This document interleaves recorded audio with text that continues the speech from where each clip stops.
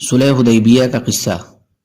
حضرت مسور بن مخرمہ اور حضرت مروان رضی اللہ عنہما فرماتے ہیں کہ حضور صلی اللہ علیہ وسلم صلح حدیبیہ کے موقع پر مدینہ سے روانہ ہوئے۔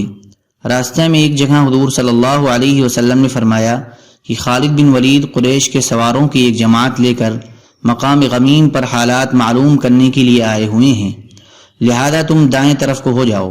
اللہ کی قسم، حضرت خالد کو حضور صلی اللہ علیہ وسلم کے قافلے کی خبر اس وقت ہوئی جبکہ یہ لوگ عین ان کے سر پر پہنچ گئے اور انہیں اس قافلے کا غبار نظر آیا۔ جب حضرت خالد رضی اللہ تعالیٰ عنہ کو پتہ چلا تو انہوں نے گھوڑا دوڑا کر قریش کو آپ کی آمد کی اطلاع دی۔ حضور صلی اللہ علیہ وسلم چلتے رہے یہاں تک کہ جب آپ اس گھاٹی پر پہنچے جہاں سے مکہ کی طرف راستہ جاتا تھا تو آپ کی اونٹنی بیٹھ گئی۔ اس اونٹنی کا نام قصوہ تھا۔ لوگوں نے اسے اٹھانے کے لیے عرب کے رواج کے مطابق حل حل کہا، لیکن وہ بیٹھی رہی تو لوگوں نے کہا قصوہ اڑ گئی ہے، قصوہ اڑ گئی ہے۔ آپ نے فرمایا قصوہ اڑی نہیں ہے اور نہ ہی اس طرح اڑ جانا اس کی عادت ہے، بلکہ اس کو اسی ذات نے روکا ہے جس نے ہاتھیوں کو روکا تھا، یعنی اللہ نے۔ پھر آپ نے فرمایا قسم ہے اس ذات کی جس کے قبضے میں میری جان ہے، کفار مکہ مجھ سے جون سی بھی ایسی تجویز کا مطالبہ کریں گے جس سے وہ اللہ کی قابل احترام چیزوں کی تعظیم کر رہے ہوں گے، میں ان کی ایسی تجویز کو ضرور مان لوں گا۔ پھر آپ نے اس اونٹنی کو جھڑکا تو وہ فوراً کھڑی ہو گئی۔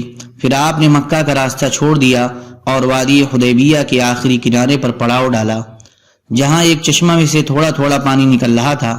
صحابہ اس میں سے تھوڑا تھوڑا پانی لینے لگے تو تھوڑی دیر میں سارا پانی ختم ہو گیا اور صحابہ نے حضور صلی اللہ علیہ وسلم سے پیاس کی شکایت کی۔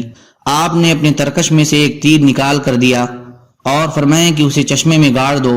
صحابہ نے وہ تیر اس چشمے میں گاڑ دیا تو جب تک صحابہ وہاں رہے اس چشمے میں سے پانی جوش مار کر پھوٹتا رہا اور صحابہ اس سے خوب سیراب ہوتے رہے۔ حضور صلی اللہ علیہ وسلم اور صحابہ کرام وادی حدیبیہ میں ٹھہرے ہوئے تھے کہ اتنے میں بدیل بن ورقہ اپنی قوم خزاعہ کی ایک جماعت کو لے کر آئے اور یہ لوگ اہل تہامہ میں آپ کے سب سے زیادہ خیر خواہ تھے۔ انہوں نے کہا میں کعب بن لؤے اور عامر بن لؤے کے پاس سے آ رہا ہوں۔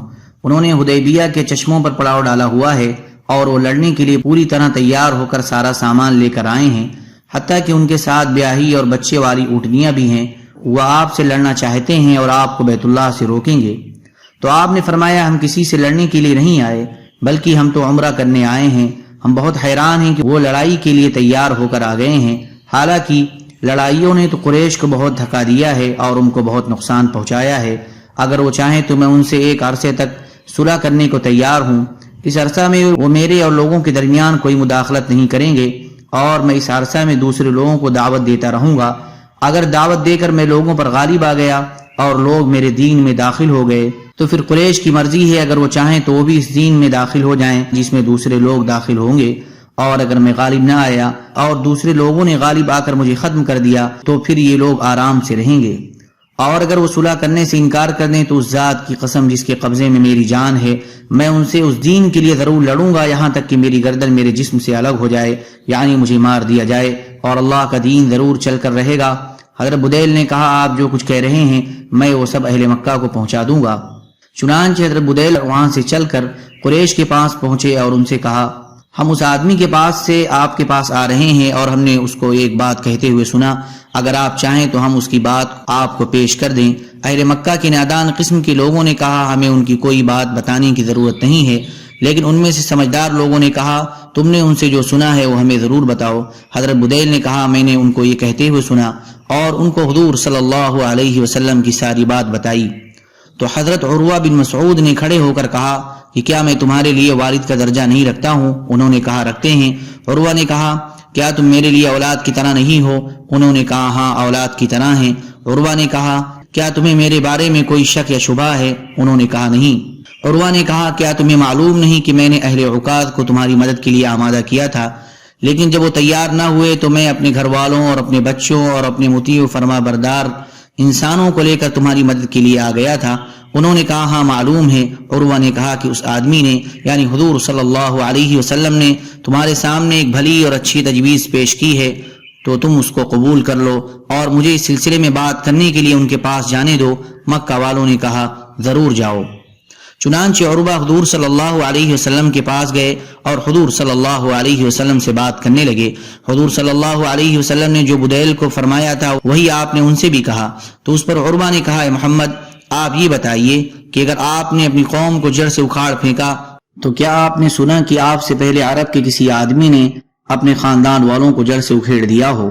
اور اگر دوسری صورت ہوئی یعنی قریش تم پر غالب آ گئے تو میں تمہارے ساتھ قابل اعتماد اور وفادار لوگوں کا مجمع نہیں دیکھ رہا ہوں، بلکہ ادھر ادھر کے متفرق لوگوں کی بھیڑ ہے جو جنگ شروع ہوتے ہی تمہیں چھوڑ کر بھاگ جائیں گے۔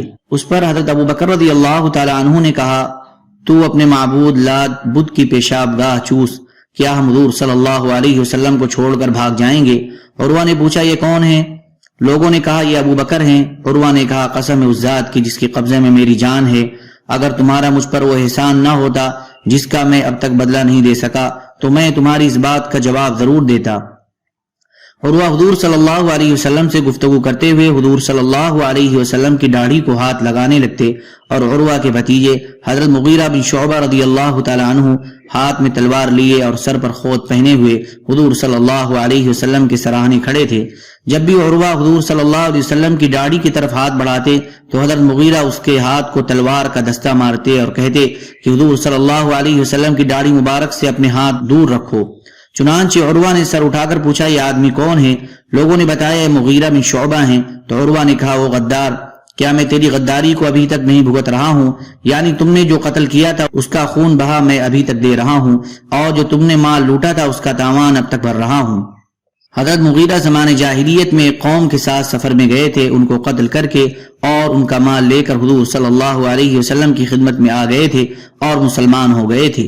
حضور صلی اللہ علیہ وسلم نے ان سے صاف فرمایا تھا کہ تمہارا اسلام تو قبول ہے لیکن تم جو مال لائے ہو اس سے میرا کوئی تعلق نہیں۔ عروہ کا اشارہ اسی قصے کی طرف تھا۔ پھر عروہ حضور صلی اللہ علیہ وسلم کی صحابہ کو بڑے غور سے دیکھنے لگے۔ وہ کہتے ہیں، اللہ کی قسم حضور صلی اللہ علیہ وسلم جب بھی تھوکتے تو اسے کوئی نہ کوئی صحابی اپنے ہاتھ میں لے لیتا اور اس کو اپنے چہرے اور جسم پر مل لیتا، اور حضور صلی اللہ علیہ وسلم جب انہیں کسی کام کے کرنے کا حکم دیتے تو صحابہ اسے فوراً کرتے، اور جب آپ وضو فرماتے تو آپ کے وضو کے پانی کو لینے کے لیے صحابہ ایک دوسرے پر ٹوٹ پڑتے اور لڑنے کے قریب ہو جاتے، اور جب آپ گفتگو فرماتے تو صحابہ آپ کے سامنے اپنی آوازیں پست کر لیتے، اور صحابہ کے دل میں آپ کی اتنی عظمت تھی کہ وہ آپ کو نظر بھر کر نہیں دیکھ سکتے تھے۔ چنانچہ عروہ اپنے ساتھیوں کے پاس واپس گئے اور ان سے یہ کہا کہ میں بڑے بڑے بادشاہوں کے دربار میں گیا ہوں، قیصر، کسریٰ اور نجاشی کے دربار میں گیا ہوں، اللہ کی قسم میں نے ایسا کوئی بادشاہ نہیں دیکھا جس کی تعظیم اس کے درباری اتنی کرتے ہیں جتنی محمد صلی اللہ علیہ وسلم کے صحابہ محمد کی کرتے ہیں۔ اللہ کی قسم حضور صلی اللہ علیہ وسلم جب بھی تھوکتے تو اسے کوئی نہ کوئی صحابی اپنے ہاتھ پر لے کر اپنے چہرے اور جسم پر مل لیتا، اور انہیں جس کام کے کرنے کا حکم دیتے اس کام کو فوراً کرتے، اور جب وہ وضو کرتے تو ان کے وضو کا پانی لینے کے لیے ایک دوسرے پر ٹوٹ پڑتے اور لڑنے کے قریب ہو جاتے، اور جب وہ گفتگو فرماتے تو سب اپنی آوازیں پست کر لیتے یعنی خاموش ہو جاتے، اور تعظیم کی وجہ سے صحابہ آپ کو نظر بھر کر نہ دیکھ سکتے، اور انہوں نے تمہارے سامنے ایک اچھی تجویز پیش کی ہے، تم اسے قبول کر لو۔ اس کے بعد بنو کنانہ کے ایک آدمی نے کہا، مجھے ان کے پاس جانے دو، تو مکہ والوں نے کہا، ضرور جاؤ۔ سبحان ربك رب العزة عما يصفون وسلام على المرسلين والحمد لله رب العالمين۔